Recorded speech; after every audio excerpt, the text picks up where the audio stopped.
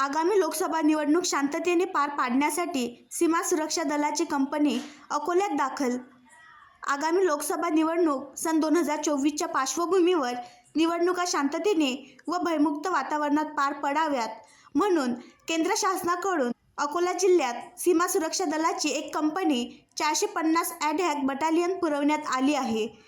त्या दृष्टीने दिनांक 8 मार्च 2024 रोजी विजय हॉल पोलीस अधीक्षक कार्यालय येथे माननीय श्री बच्चन सिंग पोलीस अधीक्षक अकोला यांनी सीमा सुरक्षा दलाचे कंपनीचे अधिकारी व जवान यांची बैठक आयोजित केली होती.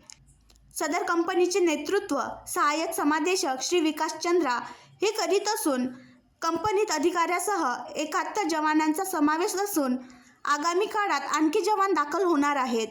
पोलीस अधीक्षक यांनी अकोला लोकसभा निवडणूक संबंधाने लोकसभा मतदारसंघातील भौगोलिक, सामाजिक, राजकीय, कायदा व सुव्यवस्था इत्यादी बाबीवर मार्गदर्शन केले.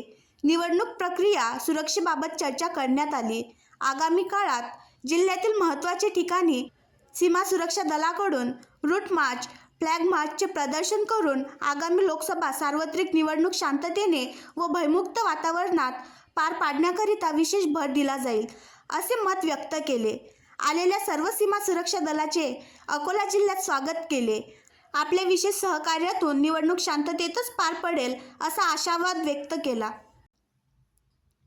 आणखी नवीन व्हिडिओ पाहण्यासाठी आमच्या देशमुख एक्सप्रेस न्यूज चॅनलला सबस्क्राईब करा, लाईक करा आणि शेअर करा.